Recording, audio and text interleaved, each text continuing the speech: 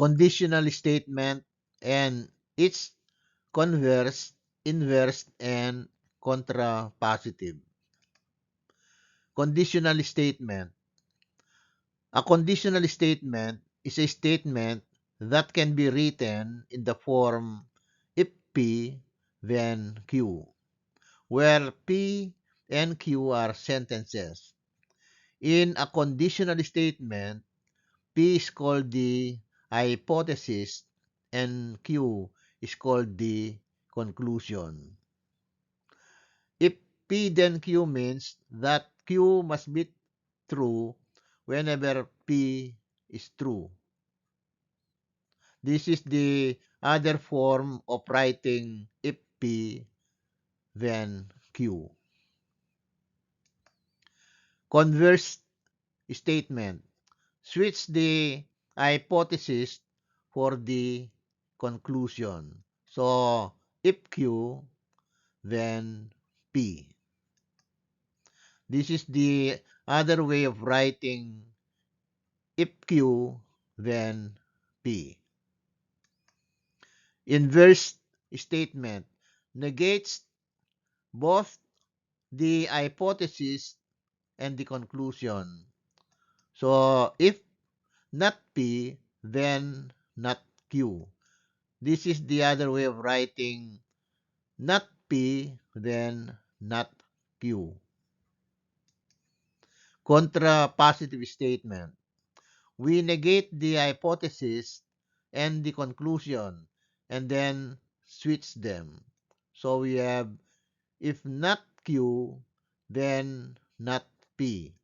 This is the other way of writing if not Q, then not P. This can be read as not Q, then not P. Examples of conditional statements. If P, then Q. Number 1 example. If a figure is a rhombus, then it is a quadrilateral. The hypothesis is a figure is a rhombus. And the conclusion is it is a quadrilateral. Example number 2. If two segments are congruent, then their lengths are equal.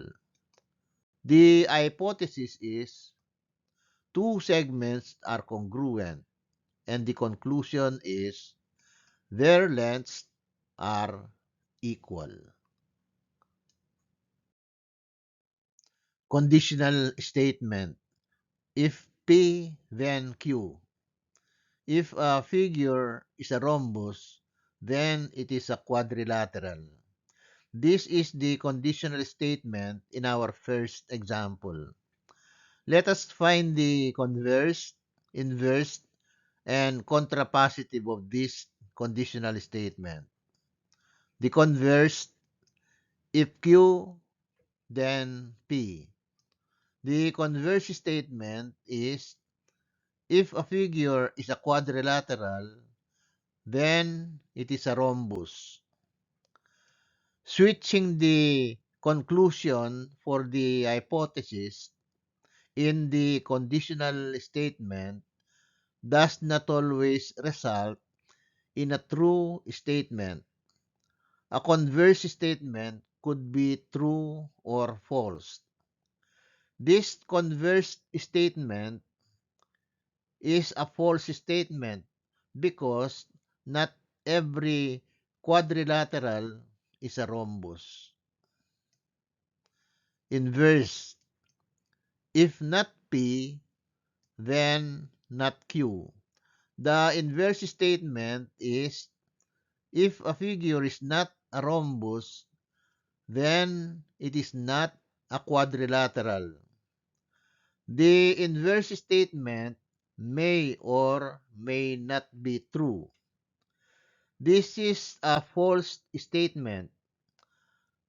For example, a rectangle is not a rhombus, but it is a quadrilateral. contrapositive. If not Q, then not P.